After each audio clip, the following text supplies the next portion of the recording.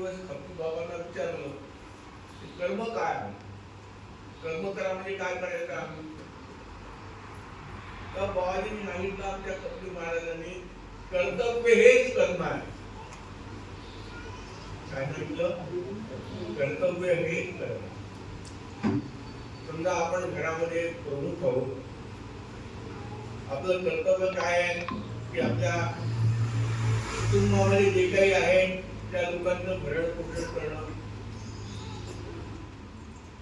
समजा त्या कुटुंबातली स्त्री आहे तर पोरांकडे लक्ष देणं किंवा जे काही नवऱ्याचं